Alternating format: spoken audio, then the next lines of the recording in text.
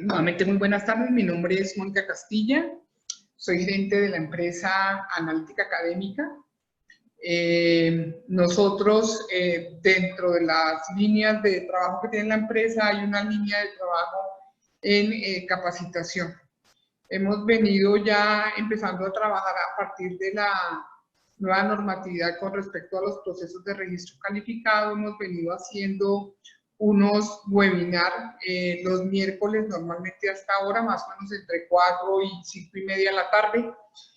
El primer webinar que hicimos fue sobre el decreto, pero también por la experiencia que hemos tenido como empresa. Nuestra empresa hace consultoría en gestión en educación superior apoyada en soluciones tecnológicas. Nuestra empresa se llama Analítica Académica. Nosotros, por la experiencia que hemos tenido, hemos visto que a la gente se le dificulta más el cómo, no el qué, sino el cómo. El qué aparece finalmente en los lineamientos, en la normatividad vigente en educación superior en el país, pero muchas veces el cómo es lo complejo. Entonces, por eso hicimos también la vez pasada un webinar sobre el cómo poder elaborar, desarrollar, implementar, evaluar y evidenciar las condiciones institucionales como requisito previo al proceso de registro calificado de los programas académicos de acuerdo al decreto 1330. Ese cómo implica cuál es el tipo de evidencia más adecuado, cuáles son las evidencias que se utilizan, qué es lo que exactamente se pide. Hoy en día, qué sí tienen las instituciones ya un poco por la experiencia, qué no tienen y qué tienen que complementar. Y el cómo ir haciendo documentos maestros, por ejemplo, el cómo hacer análisis de información, lo vamos a hacer más adelante, yo creo que en 1 o 2 miércoles. Hemos llamado a estos espacios como de formación en comunidad. La idea es que a partir de la experiencia vamos trabajando todos estos temas relacionados con procesos de aseguramiento de la calidad, de análisis de información, de emisión de juicios, elaboración de documentos maestros, elaboración de documentos finales. Vamos a mirar también todo lo de acreditación, y en esta ocasión pues vamos a hablar de toda la parte de los análisis de datos. Estamos también como interesados que en este espacio pudiéramos compartir buenas prácticas. En el país hay aproximadamente 300 instituciones de educación superior, de las cuales un 50%, 50 instituciones aproximadamente están acreditadas, y de 12.000 programas hay un 10% acreditados. Mientras más lejos esté la institución universitaria de zonas o de ciudades grandes, a veces se complejiza mucho más entender y hacer ese cómo. Entonces, estamos como también con la idea de crear esos espacios de buenas prácticas en donde desde universidades grandes o universidades acreditadas que ya saben cómo hacer X o Y proceso en aseguramiento de la calidad, pudiéramos compartir un poquitico la experiencia. Entonces, por favor, la persona que quiera compartirlo se puede comunicar con nosotros a través del correo electrónico. Ana María les enviará pues la información nuevamente de la dirección de la página y la dirección de nuestros correos electrónicos, y le daríamos este espacio, convocaríamos y le daríamos este espacio para compartir una buena práctica en cualquiera de los, digamos, de los temas relacionados con procesos de aseguramiento de la calidad. Entonces, muchas gracias. Entonces, ahora sí vamos a entrar como en materia. Y vamos a hablar de la analítica académica.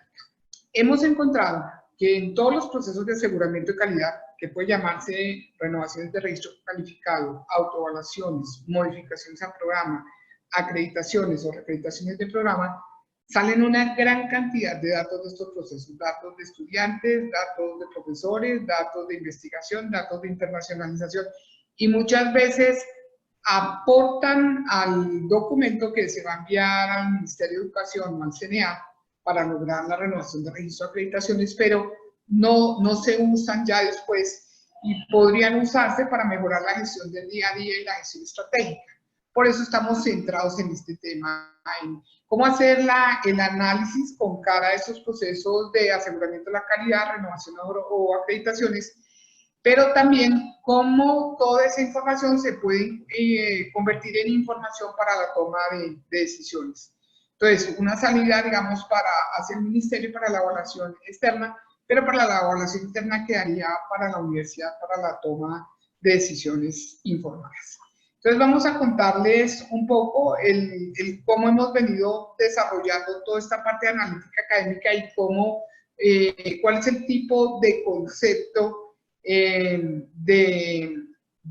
analítica que nosotros hemos venido desarrollando. Quisiera saber si alguien me dice si están viendo la diapositiva en donde dice analítica académica, lo analítico y lo académico. ¿Me puede decir alguien, por favor? Sí, pero es que lo que está mostrando es como el guión que muestra PowerPoint, no está toda la analítica como tal. O sea, Listo. toda la presentación como tal, perdón. Bueno, me devuelvo ya un momentico y ya lo mostramos. Ok.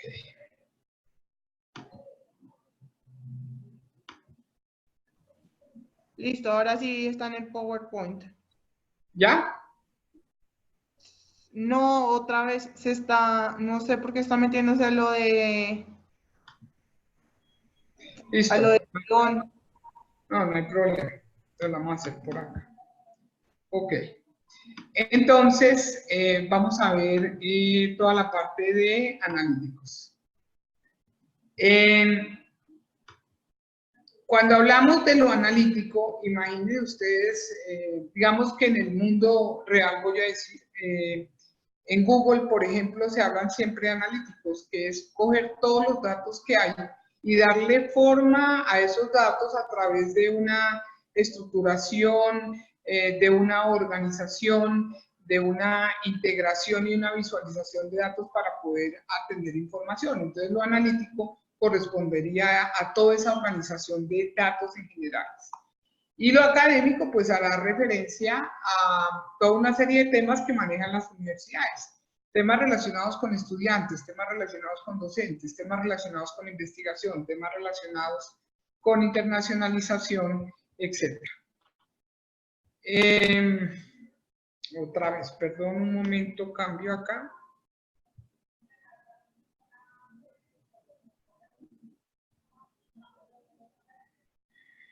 Ok, entonces la pregunta que uno se hace, ¿esto qué es? Ya sé por qué es que me está molestando eso. Lo tengo ahí. Ahora sí, Ana María. Sí, ahora se ve bien. Perfecto. Entonces, la pregunta, ¿qué es esto? ¿A qué le debo hacer análisis? ¿Cómo le debo hacer el análisis? ¿Para qué le voy a hacer análisis? ¿Por qué hacer análisis? Son las preguntas que deben empezarse a hacer uno para entender cuál va a ser ese objeto de conocimiento en el análisis y qué voy a hacer con él una vez que obtenga resultados. Entonces, nosotros definimos aquí las analíticas como métricas o indicadores que van a subyacer a un manejo estadístico de datos, ¿sí? Pueden ser analíticas descriptivas, que es simplemente contar. Pueden ser analíticas predictivas. Pueden hacer analíticas prescriptivas. Pueden ser diferentes tipos de manejo estadístico de los datos. Pero ¿qué es lo importante? Que todas estas analíticos, estos datos, se visualicen a través de reportes, a través de gráficos, a través de tableros de mando y cualquier tipo de herramienta que exista que permita hacer y ver y visualizar estos datos. Entonces recuerden, analíticas, métricas o indicadores que subyacen a un manejo estadístico y que se pueden visualizar. ¿A qué llamamos analítica académica? Al método que va a permitir convertir todos los datos de los procesos académicos que hemos venido nombrando en información. O sea, convertir un dato, por ejemplo, en un indicador. Esta información del indicador la hemos convertido en conocimiento y ese conocimiento es lo que va a permitir tomar una decisión informada. Y cuando yo tomo una decisión informada me lleva a la acción. Me va a llevar a la mejora de la gestión del día y a la gestión estratégica. Esa es la idea realmente de hacer análisis. Implica llevar a cabo entonces análisis estadísticos, descriptivos, inferenciales, predictivos, etc. Y me va a permitir saber qué pasó, qué pasa, qué pasará, tratando de buscar una explicación. O sea, es jugar con ese dato, a ver qué, yo siempre utilizo la palabra, qué cuento me está contando ese dato, para que yo aprenda algo y a partir de ahí tome una decisión y esa decisión me lleva a una acción. Eso es la analítica académica. Ese método es la analítica y está dado sobre todos los datos que subyacen a esos procesos académicos. Hoy en día todas las universidades e instituciones de educación superior, ¿de dónde la están sacando? Pues están sacando todos los procesos de autoevaluación que están haciendo, sea para renovaciones de registro, acreditación, o sea, hoy en día está en la información. Entonces tenemos que empezar a ver cómo convertimos el dato en información y esta información en conocimiento. Después también hablamos de analíticas de aprendizaje. Ya la analítica de aprendizaje es un método derivado de la analítica académica que permite convertir datos de los procesos de aprendizaje de los estudiantes en información y en conocimiento. Pero el resultado aquí es para mejorar los resultados dependientes de esto mismo. O sea, de lo que yo encuentre también, pues, genero una información y tomo una decisión. Entonces, la académica es procesos relacionados en general con estudiantes, con profesores, investigación, internacionalización, movilidad, etcétera, etcétera. Y el aprendizaje son procesos propios del proceso de enseñanza-aprendizaje para lograr, pues, realmente éxito académico. Entonces, esos son los tres conceptos: analítica, analítica académica y analítica de aprendizaje. En esta sesión específicamente vamos a trabajar toda la parte de analítica académica. Entonces, ¿cómo vemos la parte de la analítica académica? La analítica académica, en la medida que genera información y esa información genera nuevo conocimiento, es lo que se llama una inteligencia que lleva a la acción. Un conocimiento sobre una información que da un dato, ¿ok? Y eso lleva a la acción. Eso es lo clave de la analítica académica. Y tiene como varias partes. La primera parte es la gobernabilidad del dato. En la experiencia que hemos tenido en la empresa y en mi propia experiencia profesional a través de los años, un problema grave es esa calidad del dato. Ustedes saben, y siempre se ha dicho que si uno mete basura, saca basura. Entonces, si el dato está mal, nadie le pone atención. Alguien puede haber hecho este ejercicio maravilloso de la analítica académica, hacer las mejores gráficas, visualizarlas de la mejor forma, pero si alguien ve que el dato no corresponde a su realidad, no hay nada que hacer. En este momento, pues ya las universidades tienen sistemas de información que cada vez tratan de que tenga el dato de mejor calidad. Pero con estos procesos de autoevaluación se han dado cuenta que hay información repartida por toda la universidad, que hay información en los computadores de personas por toda la universidad, no solamente en sistemas de información.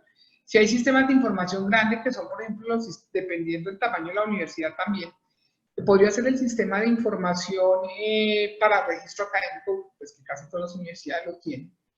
Pero hay sistemas de información, por ejemplo, de investigación o de internacionalización que no todas las universidades lo tienen. Entonces está regado por todos lados.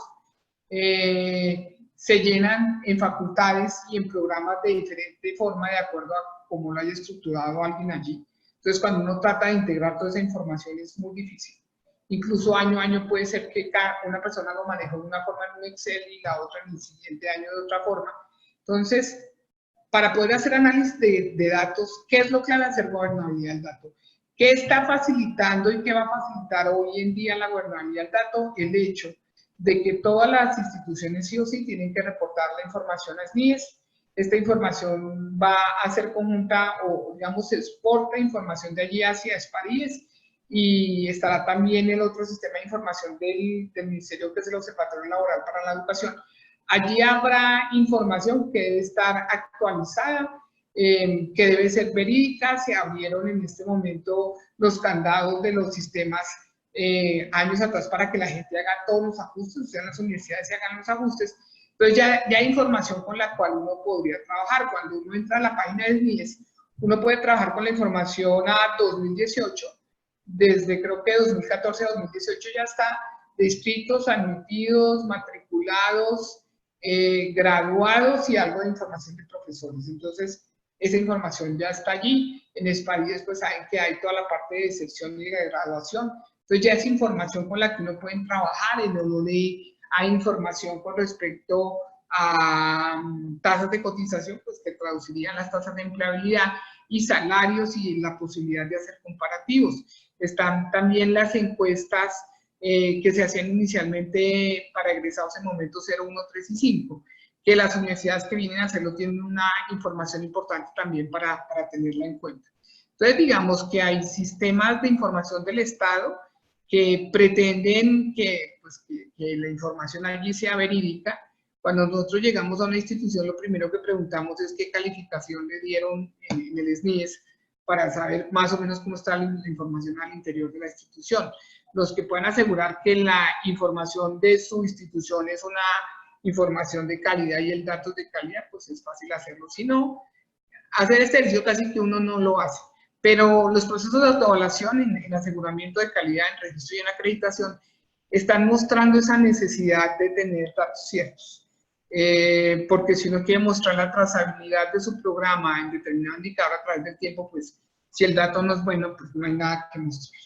Entonces, lo primero que tendríamos en este proceso son datos que se generan a partir de procesos académicos, como ya dijimos, por ejemplo, todos los estudiantes, deserción por periodo, deserción promedio acumulada, tasas de graduación, los índices de selectividad, absorción, todos esos datos que van generando los diferentes procesos académicos que tiene un programa, son los que, de donde se parten. Son datos que se reportan a algún lado, lo que les comentaba, pues hoy en día la mayoría de datos tienen que estar reportados hacia el SNIES o estarán almacenados en bases de datos y en sistemas de información propio, pero bueno, ya sabemos que a algún lado hay que se están reportando y se deben reportar bien. Y son datos que se deben gobernar en el sentido que deben ser datos de calidad. Y creo que también todo este proceso que se está dando con el aseguramiento de la calidad está llevando a que cada vez esos datos se gobiernen más. Después de que tenemos claro que hay que dar una gobernabilidad del dato, debe haber una efectiva capacitación institucional. O sea, hay que decirle a la gente qué se va a hacer con esto. Muchas veces en estos procesos de autoevaluación, desde una dirección le piden a las unidades académicas y a los programas una información. Después otra dirección central de la universidad pide otra información. Entonces la gente dice, pero si ya la envié, entonces vuelve y envía de pronto otro cuadro. La gente nunca sabe para qué se va a utilizar la información porque nunca al final se le retroalimenta. Para mí, el hecho de que realmente se pueda gobernar bien el dato va a depender de que la gente entienda la importancia de tener un buen dato y lo que él aportó a que se tuviera una buena información, o sea, retroalimentar el proceso al final con la visualización del dato como lo vamos a ver en adelante. Entonces, todos estos datos que se gobiernan es necesario estructurarlos, es necesario analizarlos y estos datos al analizarlos van a tomar un significado. Por eso es que yo hablaba que el dato siempre cuenta un cuento. Si yo quiero hablar de las tasas de deserción y yo voy mirando la trazabilidad de ese indicador de deserción en el tiempo, hay algo que yo como director de programa o decano debo entender el porqué y probablemente lo voy a saber el porqué ese resultado. Por eso se dice que sé qué pasó, qué pasa y probablemente qué pasará. Hay que darle un significado al dato. No es el dato por el dato, sino que me está diciendo el dato en el tiempo. Luego de que pasamos a esa parte, entonces se genera información. El dato se convierte en información cuando yo le doy un significado. Luego genero un conocimiento y a partir de ahí ya puedo tomar decisiones. Entonces, aquí es clave que haya directivos que comprendan y que apliquen las analíticas, porque puede hacer uno de los informes extraordinarios, visualizar las analíticas, pero si, vamos a ver, en una universidad puede ser que haya ingenieros que me entiendan perfectamente la analítica. Y voy a poner un ejemplo, aunque no siempre en el caso se va a dar así, que haya gente que no tenga que ver nada con graficaciones, con visualizaciones numéricas. Puede ser el abogado, puede ser, no sé, el filósofo, puede ser el educador. Entonces, si ellos no comprenden, no van a aplicar las analíticas en el sentido de utilizar la información para la toma de decisiones. Entonces, muchas veces se requiere la capacitación para lograr esa comprensión y esa aplicación y que el directivo se apegue a la analítica para la toma de decisiones. Y finalmente, ya que se tomen decisiones, se harán intervenciones y al final, en últimas, ¿qué hace? Si uno toma intervenciones con información, va a haber un mejoramiento en la gestión, necesariamente. Y aquí habrán entonces unos líderes comprometidos con la toma de decisiones basados en evidencia, porque han estado, digamos, en todo el proceso, un dato de buena calidad, una organización y estructuración adecuada del dato, una capacitación para que sea leído, entendido y aplicado, y finalmente una decisión que se toma con base en información y que lleva a generar un mejoramiento de la gestión. ¿Cuántas veces hemos visto planes de desarrollo con indicadores que no tienen línea de base? Entonces uno, ¿cómo mejora si no sabe cuál es la línea de base? Yo puedo decir, voy a disminuir en 5 puntos la deserción por corte y resulta que en los últimos 5 años ha venido aumento y aumento y no me ha bajado. Entonces, ¿de dónde en un año puedo bajar 5 si la tendencia es aumentar? Entonces, siempre tener toda esta información para los planes de desarrollo, para los planes de mejoramiento, que salen de estos procesos de aseguramiento de la calidad. Pero en últimas, para esa gestión del día a día y la gestión estratégica es absolutamente clave. Y hoy en día, todas las instituciones de educación superior, todas están generando esa información. Pero se pierden. Parece que, pues, hay como un desgaste, de alguna forma, en hacer los documentos maestros de renovaciones de registro, los informes finales para acreditación, y ya como que dicen, ya salimos de este punto, pero para mí es el momento incluso de empezar, de coger toda la información que suscitó esto, mantenerla al día, y si uno la mantiene al día puede hacer autoevaluaciones fácilmente anuales o semestrales, porque tiene la información, tiene la evolución del indicador y sabe qué tanto la intervención y el recurso que utilizó para este proyecto de intervención fue efectivo o no.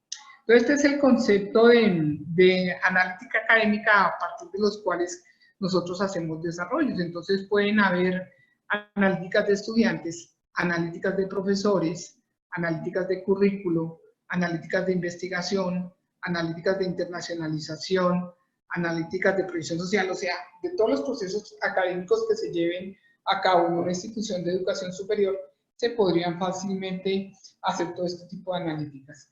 Con el tiempo también que hemos notado, como tenemos que llegar a todas las áreas de conocimiento que hay en una universidad, las graficaciones no pueden ser complejas, o sea, no, probablemente lo más fácil que hemos encontrado siempre de leer es las gráficas de barra, las gráficas de pie y las líneas de tendencia. Son relativamente fáciles de entender.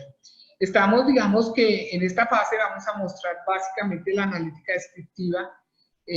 Hoy en día, si uno ve, pues ya la gente le está dando al machine learning, a la inteligencia artificial y a, digamos, estadísticos mucho más complejos.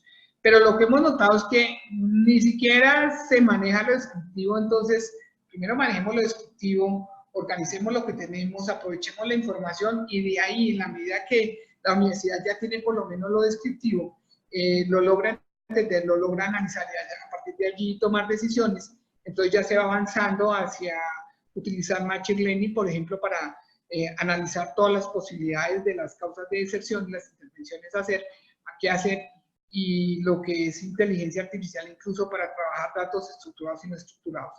Este primer ejercicio que les mostramos para todos ustedes va a ser básicamente analíticas descriptivas, que en principio creemos que son fácilmente leíbles, interpretables. En la experiencia que hemos tenido, hemos venido cambiando colores, gráficas, tipos de gráficos, cantidad de gráficos, etcétera, etcétera, para que la gente nos pueda entender y pueda usar esta información realmente. La idea siempre en la analítica, cuando a usted le aparece en cualquier dispositivo, sea un computador, una tableta o su teléfono, le aparece la información, es que cualquier persona se conecte, si esto está bien hecho, se conecta cognitivamente con lo que está ahí. Cuando uno en 8 segundos se conecta cognitivamente con lo que hay ahí, rápidamente empieza a surgirle preguntas y en el mismo cuadro en que uno está mostrando, en la misma pantalla, deben estar las respuestas y normalmente están. Eso es parte de lo que se hace con el analítico, o sea, llevar a la gente a hacer preguntas, pero que las preguntas puedan ser respondidas ahí mismo para poder hacer toda la interpretación. Entonces, esta es la primera parte de lo que es la parte conceptual de la analítica. ¿Hasta ahí alguien tendría alguna pregunta?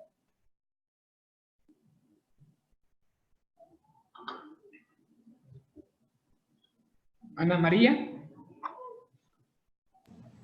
No, por ahora nadie ha preguntado. No sé si alguien quiera levantar la mano o activar el levantar y preguntar. Por supuesto, Lady, Heidi, perdón, se les va a compartir tanto la presentación como las analíticas que van a ver ahorita.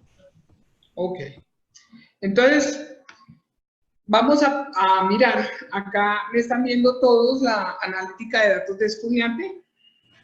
Sí, tiene al ingresar a la universidad, Listo, entonces, como lo que les digo yo, hay una gran cantidad de datos. Cuando los estudiantes se inscriben a través de las páginas de web o si lo harán en algún lado en forma manual, hay una serie de datos que se piden y que van a ser muy importantes.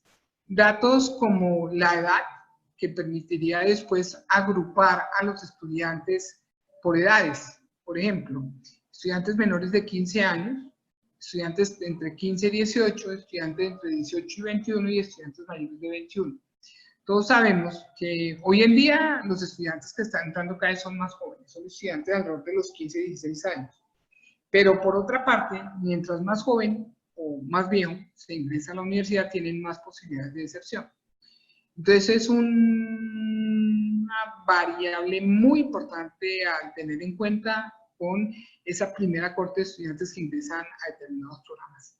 Género, pues habrá más, dependiendo del área de estudio y de la profesión, pues habrá más hombres o más mujeres. Y cuando uno ve la trazabilidad, pues se explican estos, pues mira cómo está esto y qué implicaciones puede tener esto. Recuerdo mucho que la que era ministra de Ética antes, María Mejía, la doctora Mejía, la ingeniera Mejía, decía que en la época en que ella estudió ingeniería había muchas mujeres y ya la tendencia es que haya la mayoría que estudia ingeniería son hombres. Entonces decía ella que le gustaría de alguna forma promover nuevamente que hubieran más mujeres que estudiaran ingeniería de sistemas o computación, como se llame, los diferentes programas académicos. Bien, al ingresar también que es muy importante el nivel socioeconómico. Todos sabemos también que es un factor de deserción, mientras el nivel socioeconómico sea más bajo, tiene más posibilidades de desertar que con niveles socioeconómicos altos. Entonces es importante mirar cómo es la composición para el programa académico en términos de niveles socioeconómicos, porque como les digo, todos esos datos de alguna forma tienen que ir a generar información, conocimiento y algún tipo de intervención. El colegio de egreso no es lo mismo tener estudiantes de colegios públicos o privados. Si la mayoría de estudiantes de mis programas son de colegios privados de estratos 5 y 6, que han hecho bachillerato internacional, por ejemplo, pues tienen menos problemas de deserción. Mientras que si tengo estudiantes de colegios públicos de estratos bajos, de pronto no hablan inglés, por ejemplo, son muchachos que tienen más posibilidades de desertar. El resultado de pruebas Saber 11 también es muy importante. El puntaje global, la mediana del puesto, el puntaje por prueba. Entonces, si la universidad tiene unos puntos de corte para entrar, si se cumplen o no se cumplen. Hoy en día, y se viene viendo desde hace casi 2 años, viene disminuyendo la cantidad de gente que está ingresando a las universidades, que se está presentando y que está ingresando a las universidades, lo cual puede ser que haga que se baje esos puntos de corte, por ejemplo, de Saber 11, de pruebas específicas de Saber 11, en las pruebas genéricas, y de pronto eso va a determinar también un resultado al interior del proceso ya que tenga el estudiante. Habría que analizarse eso. ¿Qué otra cosa se podría analizar al ingresar a la universidad? Se tiene la información, el nivel educativo de los padres. Sabemos, hay un aspecto que se llama el capital simbólico, y es que si los padres de uno, como estudiante, son gente que tiene maestría o doctorado, y el círculo, digamos, social que lo cobija uno son gente de nivel formativo similar, las personas tienen incluso una forma de hablar, de comunicarse por ese nivel formativo que tienen. Las personas que escriben los libros en las universidades tienen ese nivel formativo.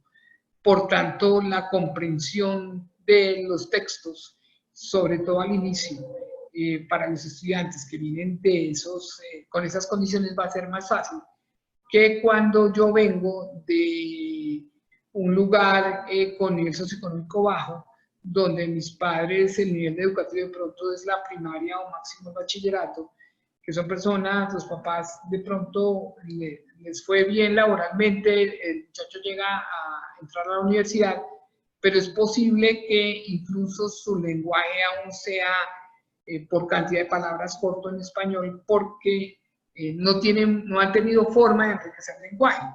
Eso sería el capital simbólico. Ese tipo de cosas que lo da ese nivel educativo de los padres es uno de los temas que en términos de deserción van a intervenir y que uno tiene que tener en cuenta.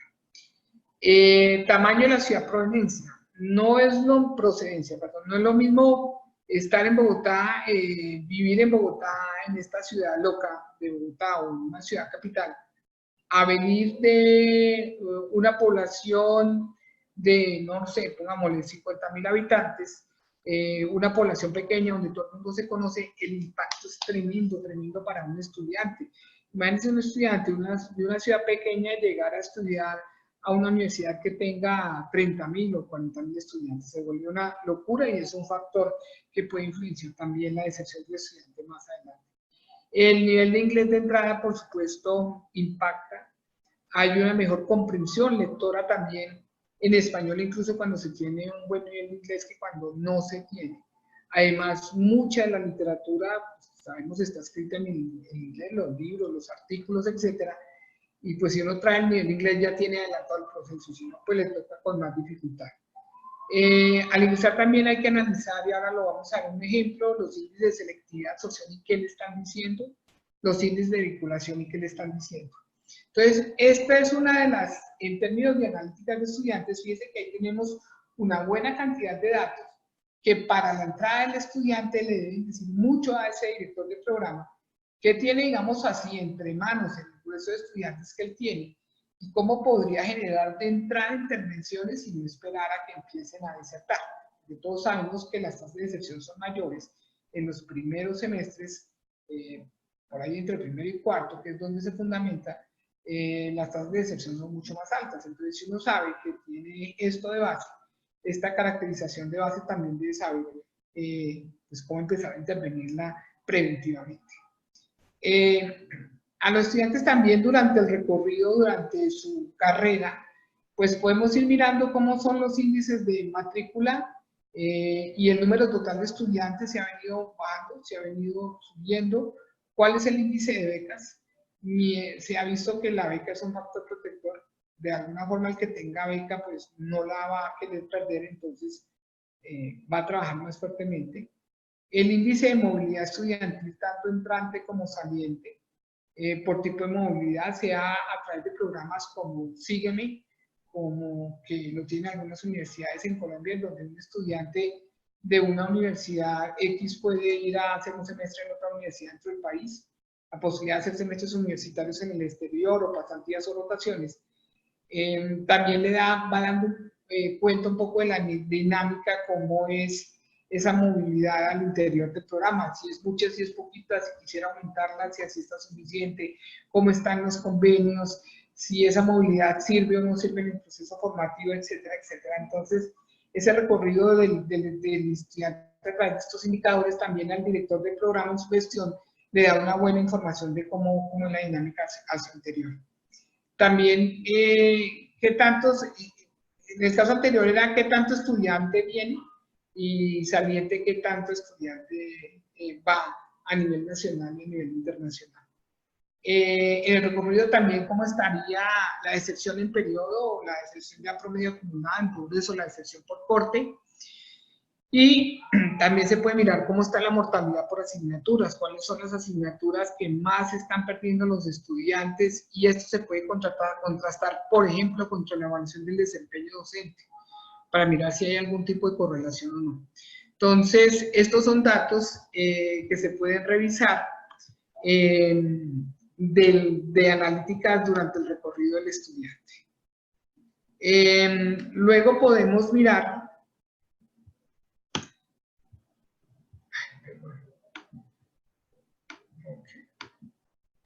al finalizar la carrera. Entonces, ¿qué indicadores podemos tener al finalizar la carrera? El índice de eficiencia terminal. Si uno dice que en promedio, o no, en promedio no, mi carrera está establecida para que se termine en 10 semestres. qué población de una corte determinada la termina, por ejemplo, en 9, y qué población de esa corte determinada la termina en 12, en 13 o en 14 semestres. ¿Cómo está la evolución de esa dinámica de terminación de estudios? El número total de graduados de mi corte, la tasa de graduación acumulada, hay que ir haciendo análisis. Fíjense que si yo tengo tasas de deserción sobre el 40 o el 50%, y las tasas de graduación pueden estar sobre el 30%, y la gente se me está demorando muchísimo en graduarse, pues empiezo uno a preguntarse qué estoy haciendo realmente con el programa. La idea es que deserten los menos, que se gradúen los más, y que esos que se gradúen en el tiempo que sea más adecuado también para que rápidamente puedan salir a ejercer su profesión y a tener ingresos a través del salario. Y al finalizar también está pues la mirada de la sección por corte, los resultados de las pruebas Saber Pro. En las pruebas Saber Pro yo me puedo comparar cómo he estado yo en el tiempo con respecto, yo como programa, con respecto a competencias genéricas y competencias específicas. ¿Cómo estoy yo en esas, como programa en competencias genéricas comparado con otros programas de la facultad o con respecto a todos los programas de universidad? ¿Y cómo es la trazabilidad en el tiempo? ¿O cómo estoy yo en competencias genéricas comparados con programas similares en universidades con las cuales me quiero comparar? Entonces resulta ser un indicador muy interesante, de lo cual le puede sacar uno mucho jugo. Al principio solo, pues nos fue bien, pero o nos va mejor, pero bueno, con respecto a que aquí ya no se trata, desde mi punto de vista y como un indicador de calidad, no se trata de decir, tuvimos el primer, todavía a veces la gente dice CAINS, pero realmente está el primer Saber Pro en el país, en no sé qué. Y uno dice, bueno, sí, 1 o 2 estudiantes, pero ¿qué pasó con el grueso del lote, el grueso del estudiante? Indicadores de calidad, si la mayoría le fue bien y la dispersión de resultados no es muy grande. Entonces lo que hace uno es mirar cómo le fue a la mayoría más que a 1 o a 2, porque puede ser resultado del estudiante y no tanto el proceso. ¿Cómo le fue al grueso del lote, a la mayoría de estudiantes, y cuál ha sido ese comportamiento de resultado a través del tiempo? Entonces esa es una forma de mirar. Y el otro es el puntaje de examen internacional de inglés. Ya las universidades están pidiendo a veces como salida el puntaje internacional. Entonces, ¿cómo están mis estudiantes y cómo están saliendo mis estudiantes con respecto a esto? ¿Cómo estaban cuando ingresaron y cómo están cuando salen? Ustedes saben, por ejemplo, el MIDE está empezando a medir, y ya lo hicieron en un ejercicio con los programas de administración de empresas, cómo son competencias genéricas al entrar y cuáles son las competencias al salir. Está sobre, creo que razonamiento cuantitativo y tal vez lectura crítica, no recuerdo bien las dos competencias que se están midiendo, pero ya le empieza a medir y a mirar cuál es el efecto real que tiene el programa en la formación de la gente, de un indicador de entrada, que es esas competencias genéricas en Saber 11, y cómo va a ser el indicador de salida con respecto a esas mismas competencias. Es muy interesante hacer todo ese análisis. Finalmente, en ese recorrido del estudiante, los indicadores de entrada, los indicadores de proceso, los indicadores de resultados serían la salida, vienen estos indicadores de impacto, que ya es, bueno, ¿cuál sería la tasa de vinculación salarial? Y cómo ha sido esa tasa a través del tiempo, si ha venido aumentando, disminuyendo, y se debe a factores macroeconómicos o a la visibilidad de mis estudiantes y el prestigio del programa, etcétera, etcétera. ¿Cómo es ese rango salarial y cómo es ese rango salarial? Ese rango salarial mirado con respecto a programas similares con los cuales yo como universidad me quiera medir. ¿Cuál es la situación laboral a través de las encuestas de los diferentes momentos? ¿Qué pasa con los que, cuántos son empleados, cuántos son independientes, cuántos son empresarios? ¿Y cuál es la satisfacción con la formación recibida? ¿Cómo están en términos de competencias generales, competencias laborales generales, etcétera? Y esto permite fácilmente retroalimentar los currículos. Si mis tasas de cotización, que sería un referente para la tasa de empleabilidad, está alrededor del 50%, grave, porque entonces solo el mercado me está recibiendo a la mitad de la gente. O sea, tras de que se me va uno, no se gradúan a tiempo, y el mercado solo me absorbe la mitad, tendría que yo pensar qué es lo que yo no estoy haciendo bien para que no se reciba bien a mis egresados. Entonces es un tema bien interesante de revisar, da una información muy rica que retroalimenta los currículos. Entonces, esta es una forma de mirar o hacer una trazabilidad de una serie de métricas de los estudiantes al ingresar, durante su recorrido a lo largo de la carrera, al finalizar y luego de graduarse. Entonces, imagínense tener todos estos datos y hacer toda una trazabilidad con esos indicadores a las diferentes formas. Claramente le permitiría a quien gestiona un programa, más allá de, se lo voy a informar a lo que me pide el ministerio, más allá de eso es, ¿qué le está mostrando? ¿Dónde puede tener problemas? Más o menos cómo lo puede resolver. A pesar de que esto que les vamos a mostrar es solo analítica descriptiva, cuando el director de programa, de carrera o el decano están muy metidos en el asunto, sabe exactamente por qué dan resultado. No, es casi imposible que un resultado lo coja uno de sorpresa como que, uy, ¿por qué dio esto? ¿No? Normalmente se explica un resultado y se explica una trazabilidad. Porque pues si está uno metido en el día a día sabe qué significa el resultado de o la trazabilidad de ese indicador. Entonces, así como uno puede hacer analítica con estos datos de estudiantes, puede hacer la misma analítica con una gran cantidad de información que sale de docentes. Hay información de docentes que armamos, por ejemplo, cuando hacemos los registros calificados. En las tablas de formación y experiencia y de dedicación, hay toda una información que puede servir para empezar a hacer todos los análisis de profesores. Cómo los contratan a través del tiempo, cómo los vinculan a través del tiempo, cuál es el nivel de formación a través del tiempo, cuál es la dedicación de ellos por área o por función sustantiva a través del tiempo, cuál es la productividad de los profesores a través del tiempo, y uno podría tener todo un panorama de la trazabilidad de esos profesores en periodos de 5 años, por ejemplo. Y todos esos datos salen de allí. Sabemos que cuando hacemos acreditación también llenamos información importante en los cuadros maestros, y todos esos datos que están en los cuadros maestros perfectamente los podemos convertir en indicadores que me den información que me da conocimiento, y con ese conocimiento yo puedo generar intervenciones. Por ejemplo, en el caso de los profesores, en las universidades hacen evaluación de desempeño docente. Entonces uno puede mirar para cada programa académico en general, no visto por profesor, pero como facultad, en donde pueden tener más dificultades de acuerdo a la percepción que tiene o el estudiante o el mismo profesor cuando se evalúa o el jefe cuando lo evalúa. Si tiene más dificultades en planeación, si tiene más dificultades en didáctica, si tiene más dificultades en evaluación o si todo está bien. Entonces, si uno dice, pues mis profesores tienen como más dificultad en didáctica, pues en el plan de formación, denle tiempo a que se formen en alguna cosa didáctica. Si el problema es de evaluación, pues gástele al plan de formación específicamente al tema de evaluación académica y no hacer planes de formación general que pues, se gasta mucho recurso, pero a veces no se le pega a lo que le tiene que pegar. Entonces la evaluación de desempeño permite ver eso, también permite mirar profesor a profesor cómo ha venido siendo calificado, cómo son calificados todos los profesores que dan una misma asignatura, por ejemplo, y permite también tomar acciones de acuerdo a la evolución de la calificación del profesor en el tiempo. Entonces, hay información, lo que le digo, de profesores, pero hay también información de investigación que uno puede tener en cuenta. Fíjense cómo hoy, cuando uno entra a Colciencias y entra a la parte de la ciencia en cifras, ya hay una información interesante, está máxima hasta 2017, información interesante de los grupos, de los tipos de producto, información que uno podría coger allí y contrastar contra grupos similares de investigación que tenga el programa para mirar cómo va el desarrollo de uno comparado con otros grupos.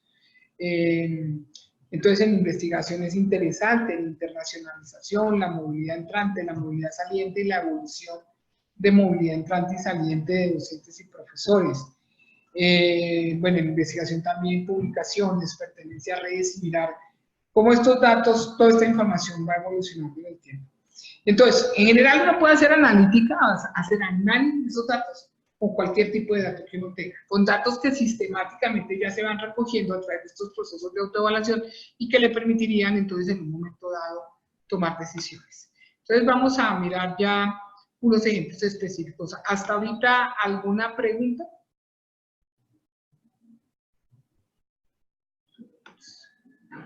Ana María.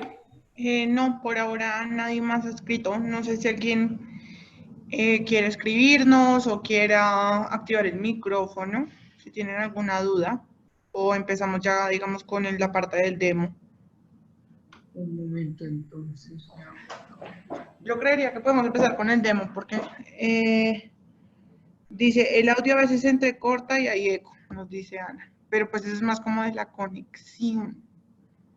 Ok, entonces, ya un momento.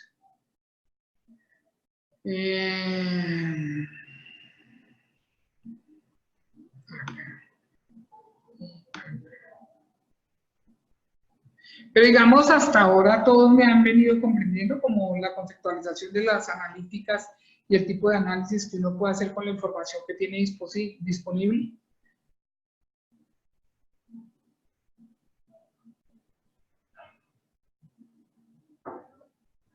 Bueno, entonces continúo.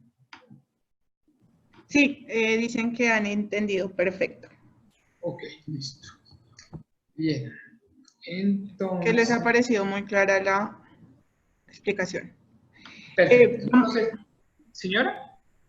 No, que les iba a contar, bueno, vamos a entrar, esta parte es la parte del demo, está montado todo sobre Power BI,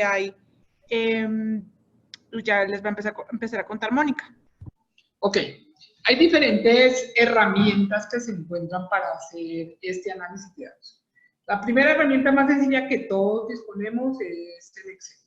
El Excel tiene dos complementos que son el Power Pivot y el Power View, con el cual uno puede hacer todo este visualización de datos. Análisis, estructuración, análisis y visualización de datos.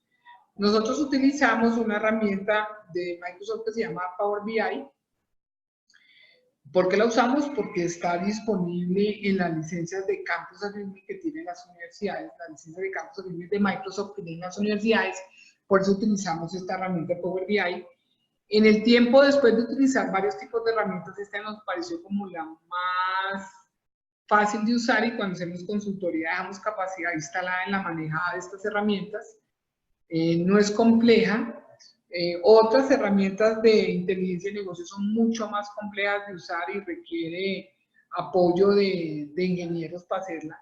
Esto no, esto lo hace cualquier persona, cualquier persona. En la empresa, la persona que lo hace es administradora, no es ingeniera. Yo también trabajo en esto sin ser ingeniera, no es complejo de usar, por eso usamos esto.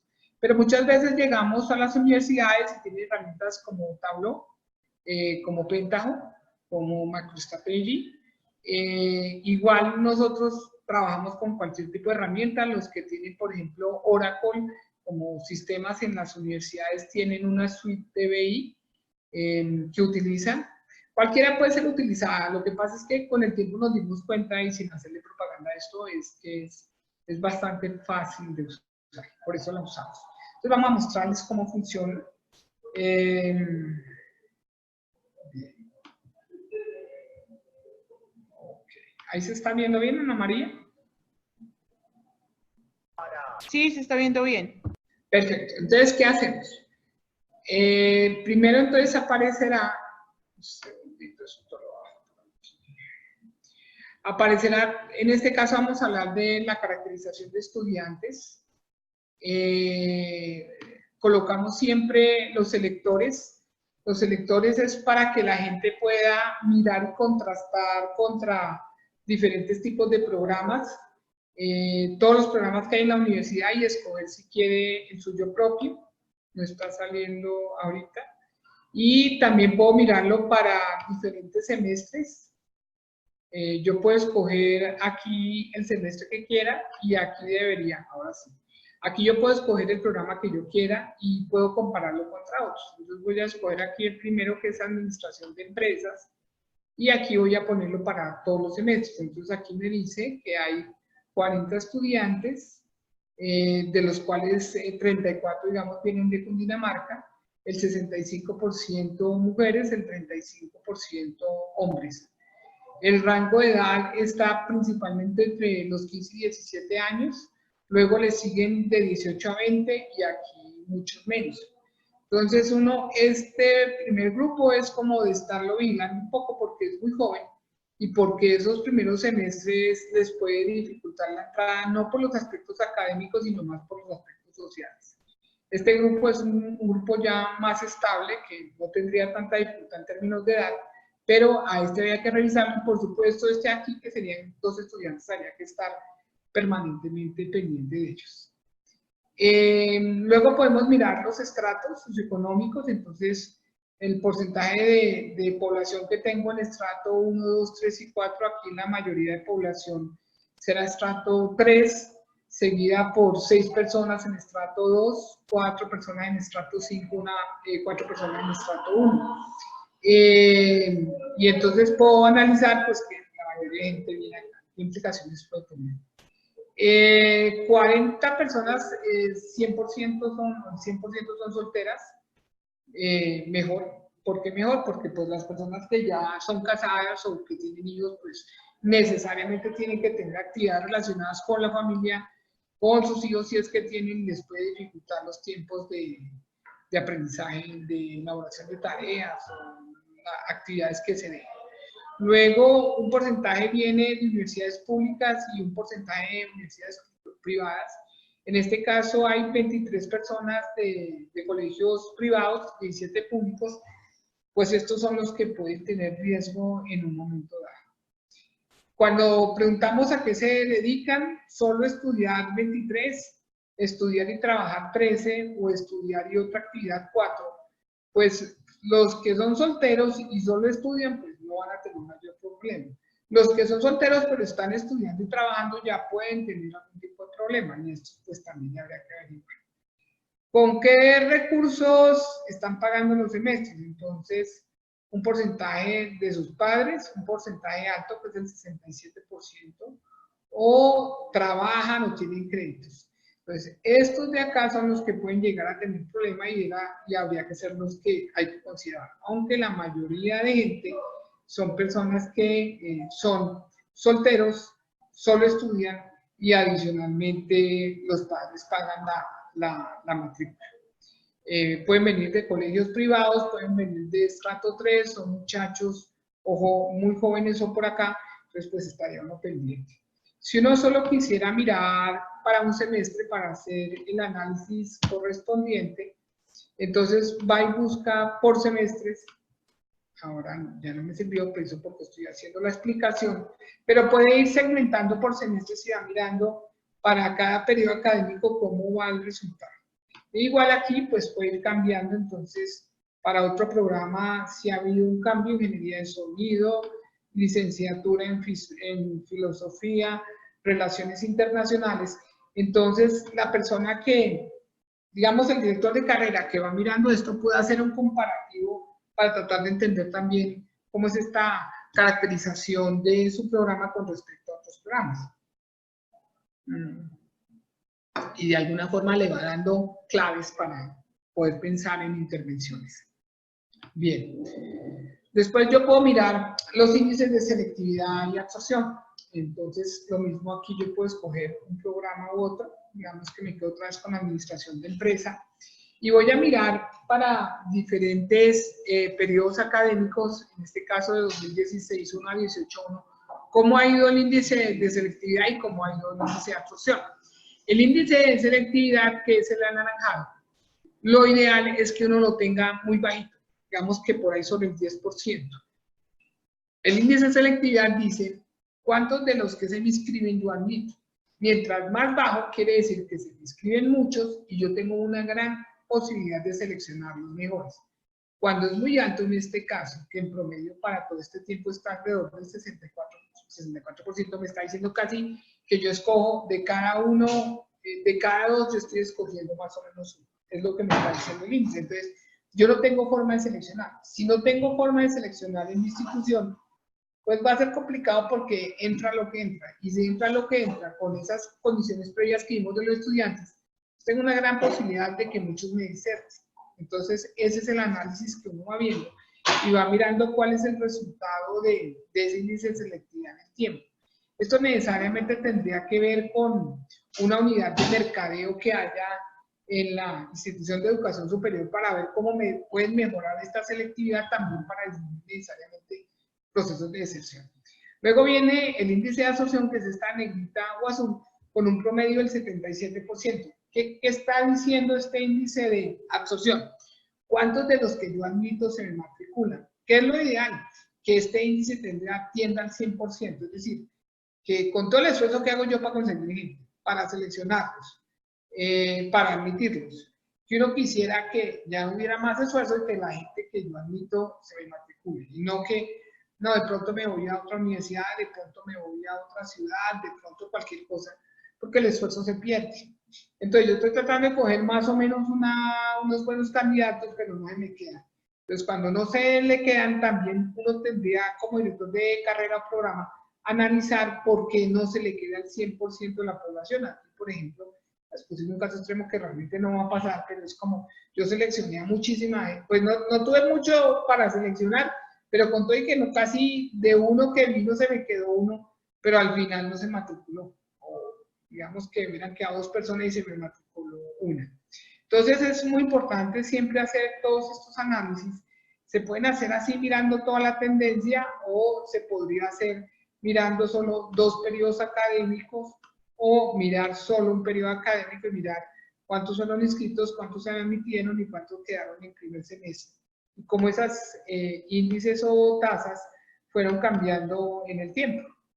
Entonces, básicamente, este es un indicador que le permite mirar en esa entrada cómo estoy y cómo ha venido andando el programa en el tiempo. Si esto ha venido mejorando, desmejorando y qué cosas en términos, yo diría, de mercadeo deberíamos hacer.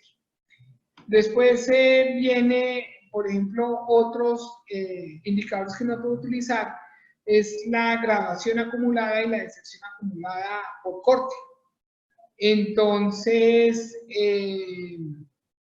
tenemos la graduación, el de acá arriba anaranjado, y la deserción, el de acá abajo. Siempre vemos que la deserción tiende a aumentar en los primeros periodos académicos y luego debería tender a bajar. Esta gráfica que tenemos de la línea morada no es lógica, si uno lo ve. Lo lógico es que normalmente sube, y uno la ve que sube en los 4 primeros semestres, y luego hay una tendencia a aplanarse. Eso es lo normal. Si no está pasando eso, pues algo grave debe estar pasando adentro. Pero no, Mónica, tienes que escoger uno de los años de arriba y probablemente cambie un poco la tendencia. Es porque están sin selectores. Perfecto. Gracias, Ana María. Entonces, digamos, estoy aquí, volver a administración de empresas. Listo. Estoy en esta corte del 2013-1. Entonces, vamos mirando cómo la línea morada es la deserción acumulada. Si uno tuviera una trazabilidad de mucho más periodos, pues lo que les digo, va viendo que al principio sube y luego se estabiliza. Y la graduación, pues claro, al principio es baja y tendería a aumentar a medida que pasa el tiempo. Pero pues lo importante es ver al final cuál es la tasa de graduación y cuál fue la tasa de deserción. Entonces va uno mirando para cada una de las cortes cuál ha sido el resultado y va haciendo comparativos y trata de explicar por qué se da este tipo de resultados. Esa es como la idea. Bien. Después tenemos ya para los profesores. Entonces vamos a mirar también para diferentes facultades. Vamos a mirar aquí, en este caso para medicina, cómo contratan a los profesores. Aquí también hay posibilidad de hacer un selector en el tiempo para mirar cómo en el tiempo ha venido cambiando. ¿Cuántos son por honorario, cuántos son de planta y cuántos son de cátedra?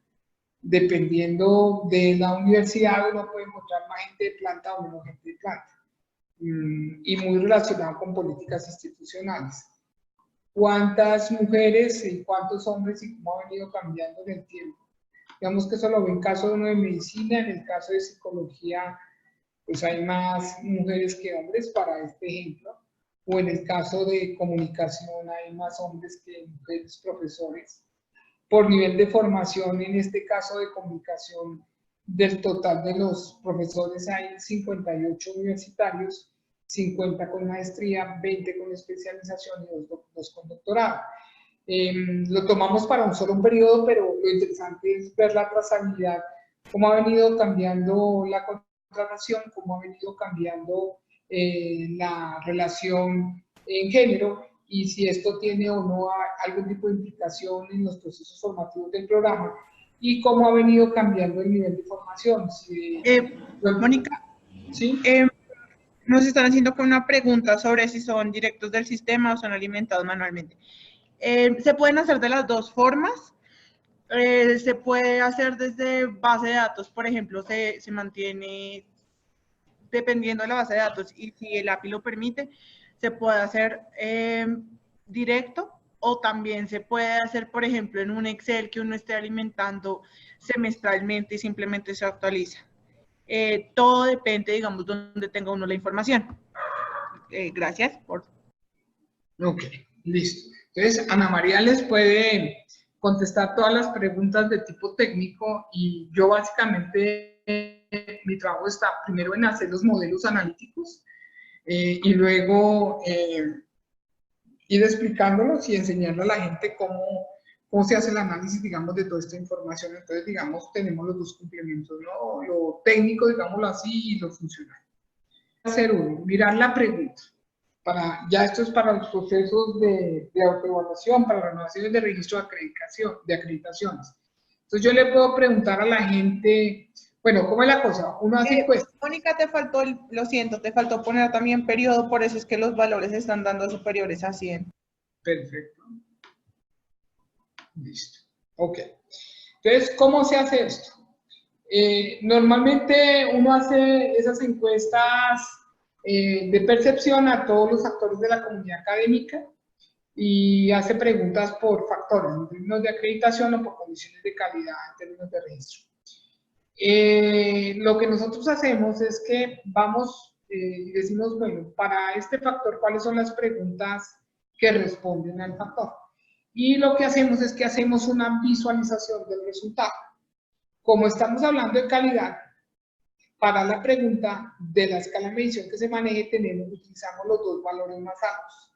Y vemos cuánta gente porcentualmente respondió los dos valores más altos de la escala, que es lo que esperaría uno en términos de calidad, y cómo ese valor va evolucionando en el tiempo.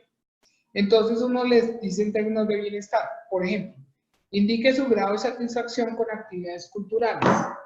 Aquí entonces, por ejemplo, el 87.5% de los profesores de planta está muy, digamos, si fuera muy bien y bien satisfechos. El 85% de los de cátedra, el 83% de los directivos y el 62% de los estudiantes. Luego, cuando yo tengo esa encuesta, la misma pregunta y la miro más adelante, yo miro si variaron o no variaron los resultados y ahí es donde uno hace el análisis. Si en esa variación de los resultados de la apreciación hay un cambio y a qué se puede deber el cambio. Si tendió a mejorar, a desmejorar o si se ha mantenido en el tiempo. Y esto también va a generar una serie de intervenciones de acuerdo a los resultados y como se explique uno los resultados.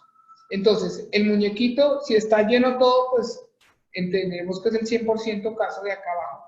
Si está llenando menos, pues en este caso es el 60%. Y nosotros vimos con el tiempo, por ejemplo, que hacer este tipo de infografías permitía que los docentes que hacen los procesos de autoevaluaciones para hacer los documentos de registro o los informes finales de acreditación, le queda más fácil la interpretación.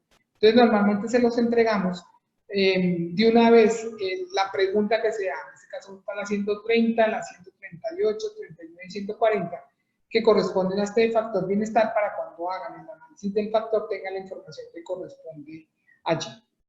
Entonces, le hemos dado pues un ejemplo de las posibilidades de hacer analíticas, no solamente de datos estadísticos y numéricos, sino también de la posibilidad de las encuestas de percepción.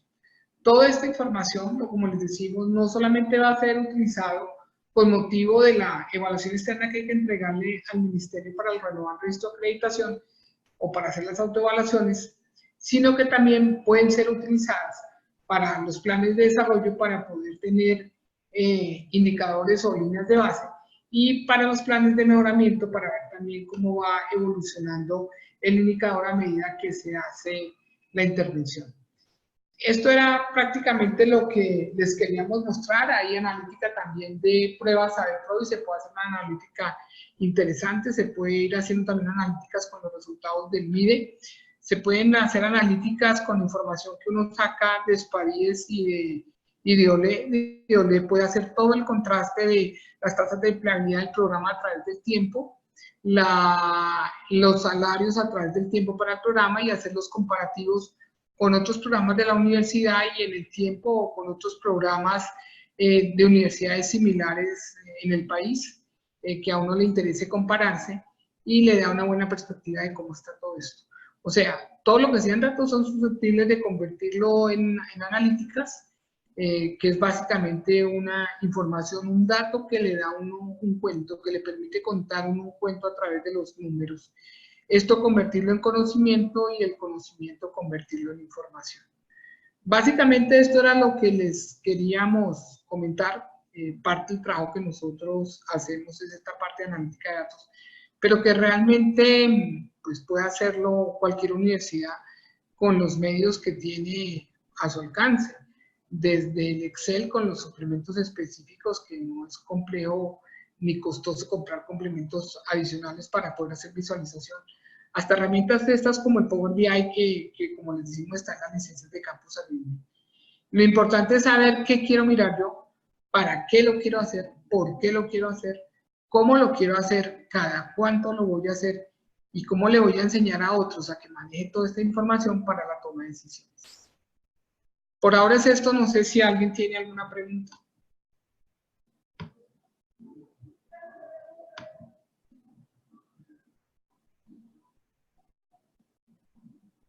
Bueno. Si alguien tiene pues alguna pregunta, pueden escribirlo o pueden activar el micrófono. También pues les queremos recomendar que todas las semanas vamos a estar haciendo diferentes webinars y si ustedes tienen como algún tema o alguna duda que les gustaría como que habláramos, por favor nos lo pueden escribir y con mucho gusto los podríamos hacer. Para la pregunta que me están haciendo, como tal, nosotros no les daríamos ninguna guía para el manejo de Power BI. Nos está preguntando Claudia Ortega que cuál es el alcance de la consultoría con analítica académica. Ok, el alcance de la consultoría es la siguiente. Lo primero es que averiguamos, ¿se acuerdan que les dije lo más importante es la gobernabilidad del dato? En la institución de educación superior donde vayamos, siempre decimos, bueno, ¿y cómo están los datos? ¿Qué tan buenos y confiables son los datos? ¿Qué calificación le dieron en el SNIES?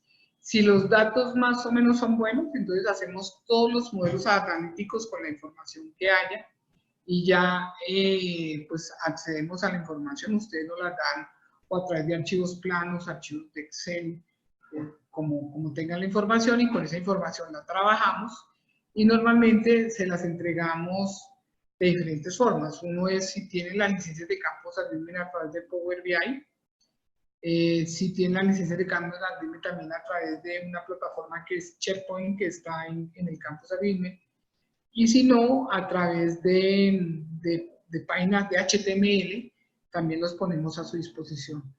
Asociado a... ¿Sí? Es que ahí hay Power BI no hace parte del Campus Agreement de Microsoft. Power BI es aparte, pero tiene un costo de alrededor de $10 al mes por usuario y las universidades o instituciones no necesitan más de 2 o 3 usuarios. Entonces, eso hace que los valores sean bastante bajos para el uso de esta herramienta. Sí, pero digamos que las licencias tienen la licencia libre, pero no permite que todos la visualicen. Entonces, como tiene licencia libre, entonces toca comprar esa licencia pagada que Ana María les acaba de decir. Entonces, adicionalmente a hacer las analíticas y disponerlas visualmente para ustedes, con datos que sean internos o externos, como ya le hemos dicho, ya hay fuentes externas también para trabajar, de las bases abiertas que tiene el Ministerio de Educación. Disponemos toda la información y adicionalmente hacemos capacitación, porque no es la idea simplemente de dejarles los reportes, sino enseñarle a la gente para qué utiliza esa información y cómo la podría trabajar. Yo no sé También, obviamente, dentro del alcance de la consultoría se les deja capacidad instalada de cómo usar el Power BI para que ustedes puedan hacer como institución el mantenimiento de las analíticas si desean crear más, lo que ustedes deseen. No sé si hay alguna otra duda o algo más con los que los podamos ayudar. El día de mañana les estaremos enviando la presentación y un link que permite ver las analíticas que mostró Mónica, por si las quieren ver como más a fondo. Y si tienen algunas preguntas a través de los correos electrónicos de nosotros, también se pueden comunicar y con mucho gusto atenderemos a las inquietudes. Y nuevamente los queremos invitar a, si alguien quiere compartir unas buenas prácticas en este tema o en otros temas de aseguramiento de calidad, les cederíamos también el espacio para poder compartir las buenas prácticas. A todos por su atención, muchas gracias y los esperamos el siguiente miércoles en comunidad a las 4 de la tarde. Nuestro próximo webinar es sobre condiciones de programa. También va a ser de 4 a 6 de la tarde. Muchísimas gracias y muy buena tarde.